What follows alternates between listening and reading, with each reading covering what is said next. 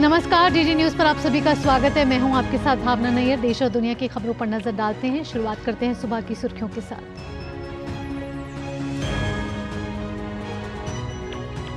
राष्ट्रपति द्रौपदी मुर्मू आज से उत्तराखंड के 2 दिवसीय दौरे पर। आज एम्स ऋषिकेश के चौथे दीक्षांत समारोह में लेंगी भाग।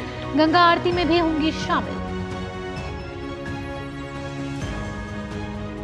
लोकसभा चुनाव के दूसरे चरण के लिए चुनाव प्रचार चरम पर। प्रधानमंत्री नरेंद्र मोदी आज राजस्थान और छत्तीसगढ़ में करेंगे चुनावी सभाएं। वहीं गृह मंत्री अमित शाह पश्चिम बंगाल, महाराष्ट्र और कर्नाटक में करेंगे रैली। चुनाव प्रचार में विपक्ष ने भी झोंकी ताकत। कांग्रेस महासचिव प्रियंका गांधी आज कर्नाटक में भरेंगी हुंकार। सपा प्रमुख अखिलेश यादव और बसपा सुप्रीमो मायावती यूपी के अलीगढ़ में चुनावी प्रचार को देंगे धार। सुप्रीम कोर्ट में आज होगी पतंजलि के भ्रामक विज्ञापन मामले में सुनवाई। बाबा रामदेव और आचार्य बालकृष्ण को सुप्रीम कोर्ट में व्यक्तिगत रूप से पेश होने का दिया है निर्देश। शराब घोटाला मामले में जेल में बंद दिल्ली के मुख्यमंत्री अरविंद केजरीवाल की न्यायिक हिरासत आज से हो रही है समाप्त। इसी मामले में के कविता की भी न्यायिक हिरासत का आज अंतिम दिन। और खेल की खबरों में आईपीएल में आज चेन्नई के सामने होगी लखनऊ की चुनौती। कल खेले गए मैच में राजस्थान ने मुंबई को दी 9 विकेट से करारी शिकस्त।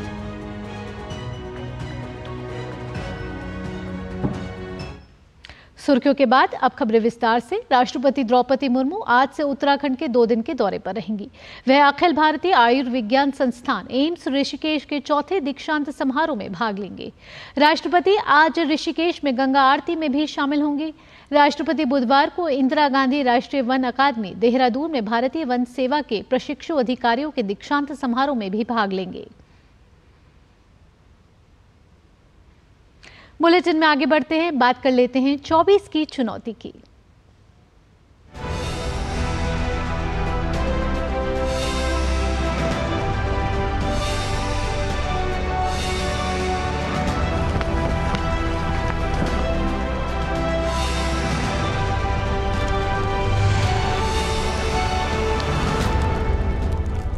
चौबीस की चुनौती में लोकसभा चुनाव के दूसरे चरण के लिए चुनाव प्रचार चरम पर है। सभी दलों ने मतदाताओं को लुभाने में पूरी ताकत झोंक दी है। प्रधानमंत्री नरेंद्र मोदी भी लगातार जनसभाएं कर रहे हैं। आज प्रधानमंत्री मोदी पहले राजस्थान पहुंचेंगे, जहां वो टोंक सवाई माधोपुर में चुनावी रैली को संबोधित करेंगे। राजस्थान के बाद प्रधानमंत्री छत्तीसगढ़ में 2 जनसभाएं करेंगे। प्रधानमंत्री की पहली जनसभा दोपहर करीब 2:45 बजे जांजगीर चांपा में होगी। इसके बाद महासमुंद में प्रधानमंत्री जनसभा करेंगे।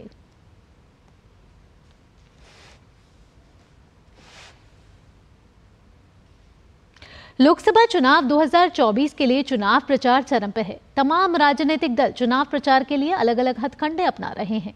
भारतीय जनता पार्टी के नेता अलग अलग राज्यों में धुआंधार चुनाव प्रचार कर रहे हैं। इसी कड़ी में गृह मंत्री अमित शाह आज 3 राज्यों पश्चिम बंगाल, महाराष्ट्र और कर्नाटक में रैली करने वाले हैं। अमित शाह का आज पश्चिम बंगाल, महाराष्ट्र और कर्नाटक में विभिन्न कार्यक्रम हैं। अमित शाह आज मालदा दक्षिण लोकसभा क्षेत्र में रोड शो करेंगे। वहीं अमित शाह रायगंज लोकसभा क्षेत्र में जनसभा को संबोधित भी करने वाले हैं। अमित शाह का अकोला लोकसभा क्षेत्र में सार्वजनिक बैठक में भाग लेने का कार्यक्रम है। अमित शाह बेंगलुरु लोकसभा क्षेत्र में भी रोड शो करेंगे। केंद्रीय गृह एवं सहकारिता मंत्री और बीजेपी के वरिष्ठ नेता अमित शाह ने कांग्रेस नेता पी चिदंबरम के बयान की निंदा की है। गृह मंत्री अमित शाह ने कहा है कि अगर कांग्रेस सत्ता में आती है तभी तो वह सीएए, 3 नए आपराधिक कानून और अन्य कानून वापस ले पाएगी, जो होना ही नहीं है। अमित शाह ने कांग्रेस पर निशाना साधा है। उन्होंने कहा कि तुष्टीकरण की राजनीति में अंधी कांग्रेस पहले चरण में अपना सुपड़ा साफ होते देख बौखला गई है। अपने वोट बैंक को खुश करने के लिए प्रताड़ित हिंदू, बौद्ध, जैन, ईसाई, सिख और पारसी समुदाय के लोगों का अहित करने पर कांग्रेस आमदा है। उन्होंने आगे ये भी कहा कि कांग्रेस को नए कानूनों से 3 साल के अंदर न्याय मिलने से समस्या है। देश की जनता 2014 और 2019 की ही तरह पहले से भी अधिक ताकत के साथ 2024 में चुनाव में कांग्रेस को सबक सिखाने वाली है। लोकसभा चुनाव 2024 के लिए सभी राजनीतिक दलों ने अपनी पूरी ताकत झोंक दी है। इसी के तहत कांग्रेस महासचिव प्रियंका गांधी आज कर्नाटक में 2 चुनावी जनसभाएं करेंगी। प्रियंका गांधी कर्नाटक के चित्रदुर्ग लोकसभा निर्वाचन क्षेत्र और बेंगलुरु में चुनावी रैली कर अपने प्रत्याशी के पक्ष में मतदान की अपील करेंगी। वहीं उत्तर प्रदेश से जुड़े 2 दिग्गज नेता अलग अलग क्षेत्रों में चुनाव प्रचार करेंगे। सपा प्रमुख अखिलेश यादव उत्तर प्रदेश के अलीगढ़ में चुनाव प्रचार को धार देंगे, तो बसपा सुप्रीमो मायावती यूपी के अलीगढ़ और मेरठ में जनसभा को संबोधित करेंगे। वहीं राजद नेता तेजस्वी यादव बिहार के पूर्णिया, कटिहार, भागलपुर और मुंगेर में अपने गठबंधन के पक्ष में चुनाव प्रचार करेंगे। लोकसभा चुनाव के दूसरे चरण के मतदान से पहले सभी सियासी पार्टी पूरा जोर शोर लगा रही हैं। गौतम बुद्ध नगर में भाजपा से उम्मीदवार महेश शर्मा ने अपनी जीत की हैट्रिक का दावा किया है। महेश शर्मा ने कहा है कि उनके कार्यकाल में एयरपोर्ट समेत सारे विकास कार्य हुए हैं। इस लोकसभा चुनाव में पूरी पार्टी की हैट्रिक लगेगी। प्रधानमंत्री नरेंद्र मोदी तीसरी बार प्रधानमंत्री बनेंगे। बीजेपी के गौतम बुद्ध नगर के उम्मीदवार डॉक्टर महेश शर्मा हमारे साथ हैं। डॉक्टर साहब 2014 में जीते, 2019 में जीते, 2024 में हैट्रिक लगाएंगे। देखिए, मेरे यशस्वी प्रधानमंत्री नरेंद्र मोदी जी के नेतृत्व में पूरी पार्टी हैट्रिक लगा रही है। प्रधानमंत्री जी हैट्रिक लगा रहे हैं और मैं भी समझता हूँ क्षेत्र की जनता यहाँ मन बना चुकी है कि प्रधानमंत्री जी को तीसरी बार मोदी जी को प्रधानमंत्री बनाना है और यहाँ मेरी भी हैट्रिक निश्चित है। समाजवादी पार्टी के जो यहाँ से उम्मीदवार हैं उनका कहना है कि डॉक्टर साहब ने क्षेत्र में समय नहीं दिया है, इसी के चलते इस बार वो अपनी जीत को लेकर आश्वस्त हैं। देखिए, जितने विकास कार्य पिछले 10 वर्षों में यहाँ पर हुए हैं, क्षेत्र की जनता जानती है कि 30,000 करोड़ का एयरपोर्ट के साथ मिलाकर 1 लाख करोड़ की योजनाएं यहाँ पर आई हैं। तो क्षेत्र की जनता जानती है कि विकास कौन कर सकता है। धर्म, जाति, बिरादरी के सीमाओं को साथ छोड़कर भारतीय जनता पार्टी ने, नरेंद्र मोदी जी और योगी जी की इस डबल इंजन की सरकार ने जो कार्य किए हैं, मैं समझता हूं वो मील का पत्थर साबित होंगे।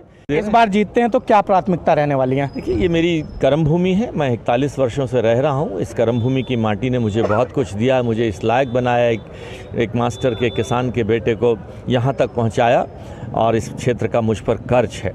जो विकास के जो बचे हुए कार्य हैं, यहाँ की कुछ व्यवस्थाएं जैसे किसानों की आबादी की समस्याएं अभी भी निस्तारित नहीं हुई हैं, बिल्डर बायर्स की समस्याएं, ट्रैफिक जाम की समस्याएं, पोल्यूशन की समस्याएं, इन समस्याओं का निराकरण हम ज़रूर करेंगे। तो ये थे हमारे साथ डॉक्टर महेश शर्मा जी, जिनका कहना है कि जीतने के बाद भी कई सारी प्राथमिकताएं हैं और उनका निराकरण ये जरूर करेंगे। वीडियो जर्नलिस्ट नवीन के साथ निशांत राय, डीडी न्यूज़, गौतम बुद्ध नगर। गौतम बुद्ध नगर में इंडी गठबंधन और बीजेपी के बीच कड़ा मुकाबला देखने को मिल रहा है। इसी के बीच गौतम बुद्ध नगर से इंडी गठबंधन के उम्मीदवार डॉक्टर महेंद्र सिंह नागर ने अपनी जीत का दावा किया है। उन्होंने कहा है कि बीजेपी उम्मीदवार का विरोध है और इस बार चुनाव में अंतर्राष्ट्रीय मुद्दे नहीं चलेंगे। गौतम बुद्ध नगर लोकसभा में दूसरे चरण में मतदान होना है। हमारे साथ इंडी गठबंधन के प्रत्याशी डॉक्टर महेंद्र सिंह नागर मौजूद हैं। इतनी बड़ी चुनौती देख रहे हैं आप यहाँ पर इस बार लोकसभा चुनाव में, क्योंकि महेश शर्मा जी 2014 में भी जीते, 19 में भी जीते और 24 में भी जीतने का दावा कर रहे हैं। ये जब शुरू की मैंने कैंपेनिंग तो मुझे लग रहा था कि हाँ थोड़ा डिफ़िकल्ट है, लेकिन अब 25 दिन के बाद मुझे महसूस हो रहा कि काम आसान है, क्योंकि माननीय सांसद का बहुत ज़्यादा विरोध है और इतना विरोध है कि लोग यहाँ तक कह रहे हैं कि उन्हें हम घर में, गांव में नहीं घुसने देंगे। और वजह क्या है, वो कभी गए नहीं 10 साल में। बहुत मैंने कम से कम 70-80 गांव में पूछा, उन्होंने कहा आज तक हमने शक्ल नहीं देखी उनकी, घर बैठे यहाँ से चलते रहे। और दूसरा जो लोगों में विरोध है, किसान बहुत विरोधी है। किसान तो कहते हैं कि हमें इतना समय हो गया संघर्ष करते, 10 साल सेंटर में हो गए, 7 सवा साल यहाँ इसमें यूपी में हो गए, लेकिन हमारी समस्याओं का समाधान कुछ नहीं हुआ। प्राधिकरण में जितने भी मामले लांबित पड़े। गौतम बुद्ध नगर सीट की बात की जाए तो मुझे लगता है भारत में एकमात्र ऐसी सीट है जहां पक्ष और विपक्ष दोनों में डॉक्टर्स हैं और दोनों अपने क्षेत्र में मास्टर्स के लेवल के डॉक्टर हैं। आपको लगता है कि इलाज कौन बेहतर अब करेगा जनता का? देखो, इलाज तो एक अलग फैक्टर है, कोई डॉक्टर वो भी है, मैं भी डॉक्टर हूँ, कोई व्यक्तिगत हमारी लड़ाई नहीं है, ये तो विचारों की लड़ाई है। लेकिन ये निश्चित है कि इलाज बेहतर हम करेंगे। आपको लगता है कि इस बार मोदी और योगी फैक्टर यहाँ पर चलेगा? मोदी योगी फैक्टर यहाँ बिल्कुल नहीं चला। वो जो मामले होते हैं ना थोड़ा ऊपर के, वो चल ही नहीं रहे। जो लोकल मुद्दे हैं जिनसे लोग परेशान हैं उन्हीं की बात करते हैं। आप बड़ी बात उनके सामने करो, कहे भैया हमें कोई मतलब नहीं, हमारे फ्लैट्स की रजिस्ट्री कराओ, किसानों की समस्या दूर कराओ, बेरोजगारी दूर कराओ, हमें नहीं मतलब अंतर्राष्ट्रीय स्तर पर क्या हो रहा है, हमें कोई मतलब नहीं। तो ये थे डॉक्टर महेंद्र सिंह नागर, जिनका कहना है कि इस बार मोदी और योगी फैक्टर उत्तर प्रदेश में नहीं चलेगा और इंडी गठबंधन अपनी सरकार बनाएगी। वीडियो जर्नलिस्ट नवीन के साथ निशांत राय, डीडी न्यूज, गौतम बुद्ध नगर। राजस्थान में बांसवाड़ा का लोकसभा चुनाव बहुत ही रोचक है। कांग्रेस के दिग्गज नेता बीजेपी के उम्मीदवार हैं और कांग्रेस ने स्थानीय दल भारत आदिवासी पार्टी बीएपी को समर्थन घोषित कर दिया है, जबकि कांग्रेस आलाकमान ने आदेशों को खुली चुनौती देते हुए कांग्रेस का उम्मीदवार भी मैदान में डटा हुआ है। बांसवाड़ा में बीएपी से उम्मीदवार राजकुमार रोत से डीडी न्यूज ने खास बातचीत की है। आइए आपको सुनवाते हैं। मैं इस वक्त बांसवाड़ा में हूं और मेरे साथ है राजकुमार रोत, जो बीएपी से कैंडिडेट हैं और कांग्रेस ने उनको अपना समर्थन दिया है। राजकुमार जी, कांग्रेस ने आपको सपोर्ट कर दिया है, लेकिन कांग्रेस ने के कैंडिडेट ने अपना नॉमिनेशन विड्रॉ नहीं किया, वो भी मैदान में है। बिल्कुल। एक्चुअली कांग्रेस के हाईकमान ने जिस तरह से लोकतांत्रिक व्यवस्था को ध्यान में रखते हुए और कांग्रेस का एक दिग्गज नेता माना जाता था, वो बीजेपी में डाइवर्ट हुआ, तो उनको सबक सिखाने के लिए कांग्रेस ने हमें अलायंस के रूप में ये सीट छोड़ने का किया था। लेकिन जो अरविंद सीता जो कांग्रेस की तरफ से कैंडिडेट के रूप में फॉर्म भरा, वो भी कहीं न कहीं बीजेपी का ही निकला और वो बीजेपी की प्लानिंग के हिसाब से, मालवीय जी की प्लानिंग के हिसाब से उसने फॉर्म नहीं उठाया। तो जनता समझ चुकी है कि कांग्रेस का सिंबल जरूर आया है वहाँ, हाथ का सिंबल, लेकिन वो भी बीजेपी का ही है। आपकी लड़ाई किससे है? जगह अगर हम बात करें कांग्रेस और बीजेपी की अगर हम बात करते हैं, तो आपकी चुनावी लड़ाई किससे है? चुनावी लड़ाई देखा जाए सीधी सी महेंद्र जी तो मालवीय जिस नीति से काम कर रहे हैं, जिस तरह से छल कपट कर रहे हैं, जिस तरह से यहाँ की लोगों की, जनता की भावना के साथ खिलवाड़ किया है, जनता समझ चुकी है। इस बार शानदार तरीके से परिणाम आएगा और मालवीय जी को घर पे बिठाएगी जनता। मालवीय जी जो है वो कांग्रेस छोड़ के बीजेपी में आ गए और उन्होंने कहा कि कांग्रेस के पास विजन नहीं है, इसलिए मैं बीजेपी में आया हूं, और वो ये कह रहे हैं कि आदिवासियों का पूरा सपोर्ट है मेरे साथ। कांग्रेस के पास विजन नहीं है, हम वो नहीं कहें। उनकी पार्टी थी, 40 साल तक क्या किया कांग्रेस में रह के 2 बार मंत्री बने, 4 बार विधायक बने, क्यों रहे वहां? अगर विजन नहीं था, 40 साल से समझ में नहीं आया, बुढ़ापे में समझ में आया। हमारे बड़े बुजुर्ग कह के गए, एक बच्चा बचपने में और बुढ़ापे में वो हरकतें करते हैं, तो वो बुढ़ापे में आपको समझ में आया, जवानी में समझ में नहीं आया, 40 साल तक समझ में नहीं आया। कुछ नहीं है, ईडी के डर से भागे हैं, करोड़ों का अरबों का भ्रष्टाचार किया है, उसको बचाने के लिए हमारे लोकल लैंग्वेज में लोग कहते हैं कई खादू है, उसको डकारने के लिए भाजपा में गए। चित्तौड़गढ़ से लगातार 2 बार लोकसभा चुनावों में बीजेपी के लिए बड़ी जीत हासिल करने वाले सीपी जोशी के हौसले इस बार बुलंद दिख रहे हैं। तीसरी बार जनता के बीच वोट मांगते हुए जोशी मोदी सरकार के 10 साल का रिपोर्ट कार्ड पेश कर रहे हैं। भींडर में हमारे संवाददाता विशाल बैरिस्टो ने जोशी से खास बातचीत की है। मैं इस वक्त भिंडर में हूं, जो चित्तौड़गढ़ लोकसभा क्षेत्र में आता है, और मेरे साथ हैं बीजेपी के प्रदेश अध्यक्ष, जो यहां से उम्मीदवार भी है बीजेपी के, सीपी जोशी जी। 5 लाख तो आपने आंकड़ा पिछली बार क्रॉस किया था, इस बार क्या है टारगेट आपका? ये टारगेट मेरा नहीं, जनता का है।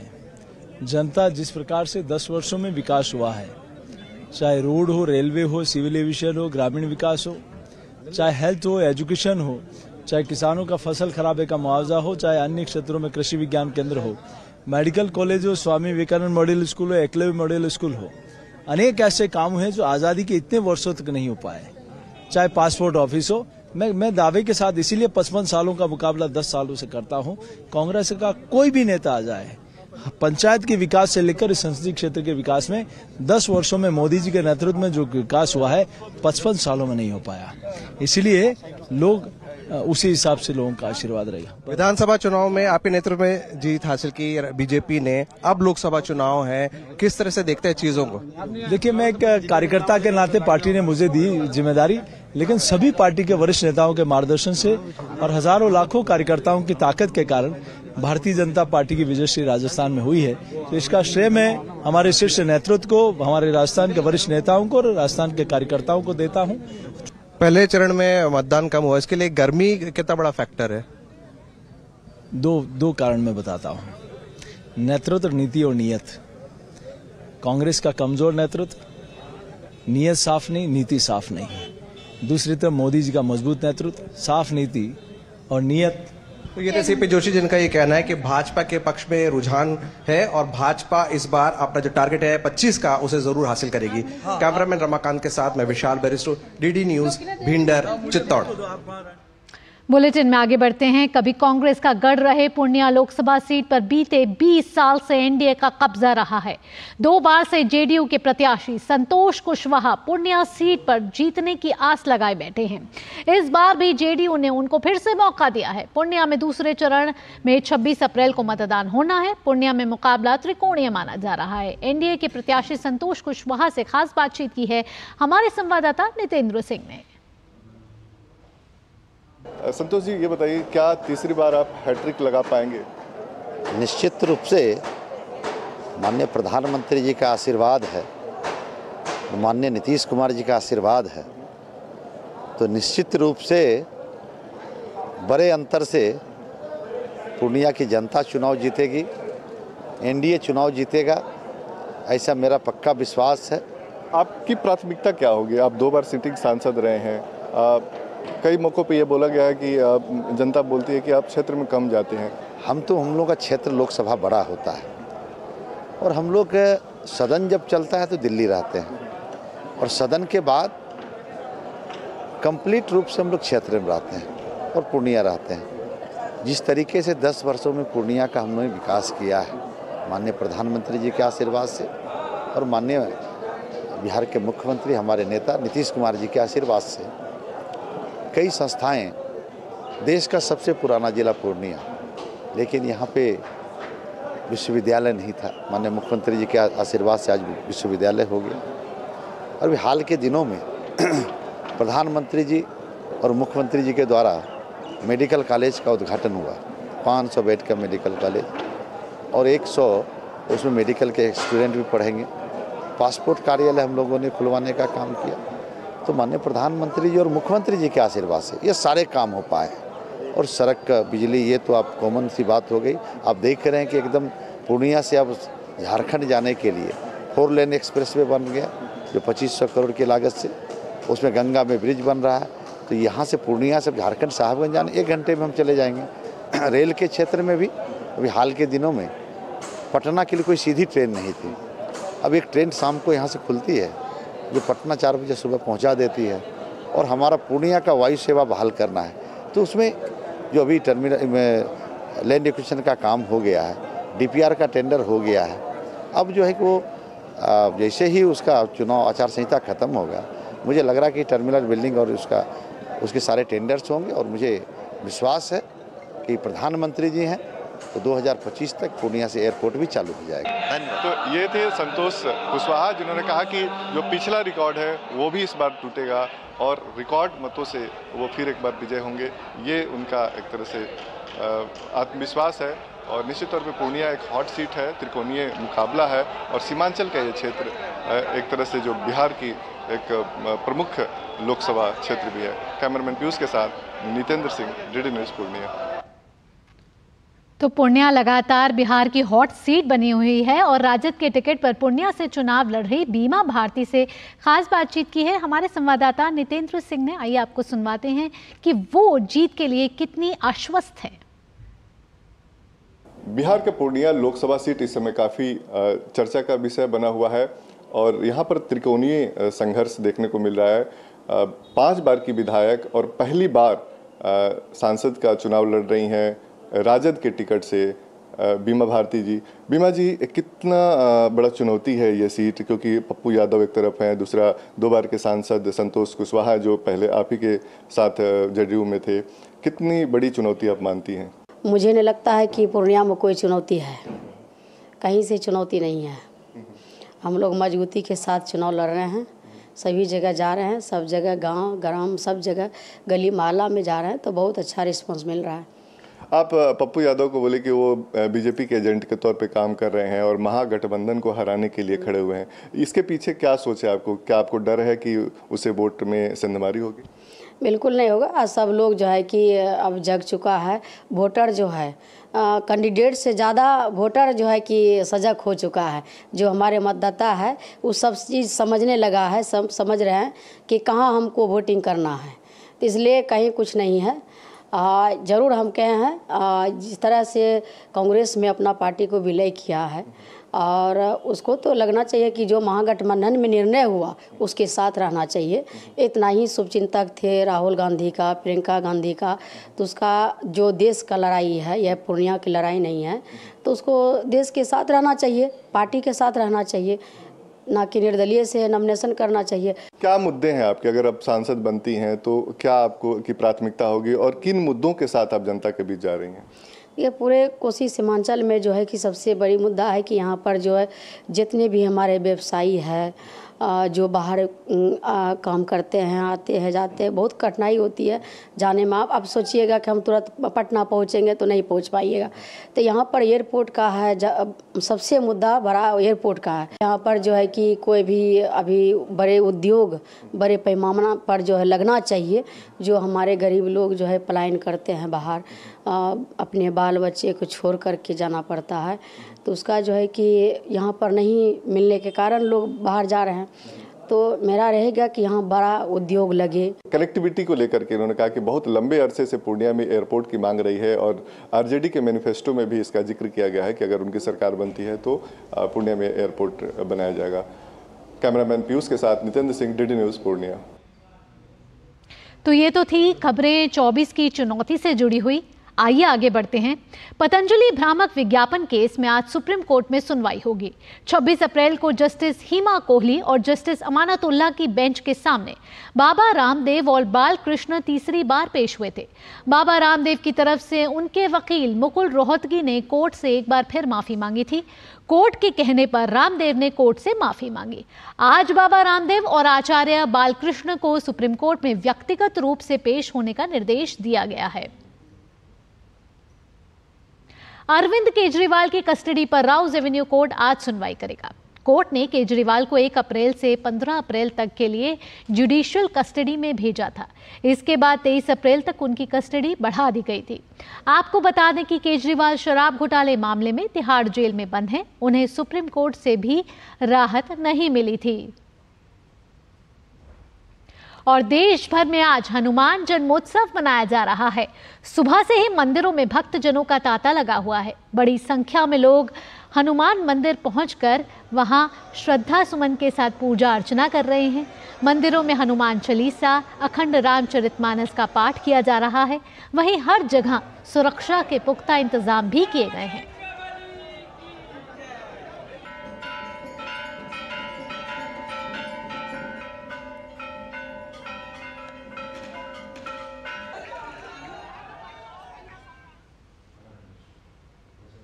और फिलहाल इस बुलेटिन में इतना ही। देश और दुनिया की तमाम खबरों के लिए आप देखते रहिए डीडी न्यूज़। मुझे दीजिए अनुमति। नमस्कार।